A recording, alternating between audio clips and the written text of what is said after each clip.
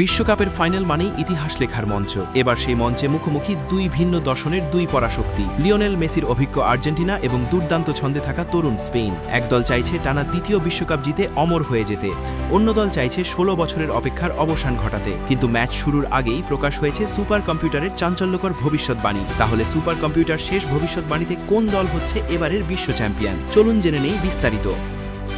Football বিশ্বের সব আলো এখন যুক্তরাষ্ট্রের নিউ জার্সির ম্যাটলাইফ স্টেডিয়ামে, কারণ এখানেই অনুষ্ঠিত হতে যাচ্ছে 2026 ফিফা বিশ্বকাপের বহুল প্রতীক্ষিত ফাইনাল। শিরোপার লড়াইয়ে মুখোমুখি হচ্ছে বর্তমান বিশ্ব চ্যাম্পিয়ন আর্জেন্টিনা এবং ইউরোপিয়ান চ্যাম্পিয়ন স্পেন। ইতিহাসে এই প্রথম বিশ্বকাপের ফাইনালে মুখোমুখি হচ্ছে দুই দল, তাই ম্যাচটি ঘিরে উত্তেজনা এখন তুঙ্গে। একদিকে রয়েছে লিওনেল মেসির নেতৃত্বাধীন আর্জেন্টিনা, যারা টানা দ্বিতীয়বার বিশ্বকাপ জিতে ইটালি ও ব্রাজিলের পাশে নিজেদের নাম লেখাতে চায়। অন্যদিকে রয়েছে তরুণ ও দারুণ ছন্দে থাকা স্পেন, যারা 2010 সালের পর আবারও বিশ্বকাপ ট্রফি জয় স্বপ্ন দেখছে।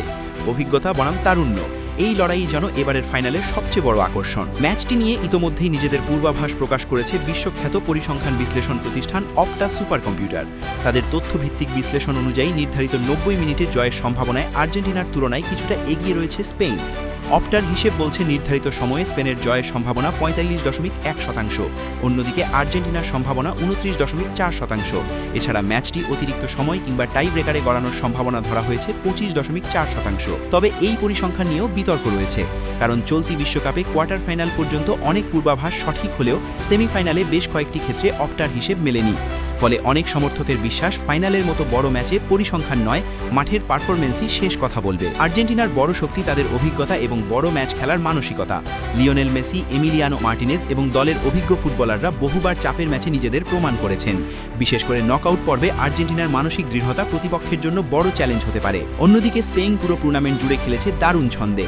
বল দখলে আধিপত্য, দ্রুত পাসিং ফুটবল এবং শক্তিশালী রক্ষণ, সব মিলিয়ে তারা নিজেদের অন্যতম ফেভারিট হিসেবে প্রতিষ্ঠিত করেছে। পুরো টুর্নামেন্টে ধারাবাহিক পারফরমেন্সই তাদের সবচেয়ে বড় শক্তি। আরেকটি বড় বিষয় হলো আবেগ।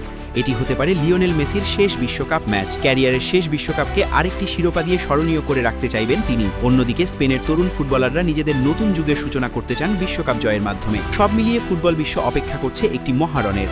কাগজে কলমে এবং পরিসংখ্যানে স্পেন সামান্য এগিয়ে থাকলেও বিশ্বকাপের ফাইনাল কখনোই শুধু সংখ্যার খেলায় নির্ধারিত হয় না। শেষ পর্যন্ত ট্রফি কার হাতে উঠবে সেটি নির্ধারণ করবে মেটলাইফ স্টেডিয়ামে সেই 90 মিনিট, কিংবা প্রয়োজনে অতিরিক্ত সময় ও টাই ব্রেকারের স্নায়ুচাপের লড়াই। এখন শুধু অপেক্ষা বিশ্বকাপের নতুন রাজা কে হতে যাচ্ছে।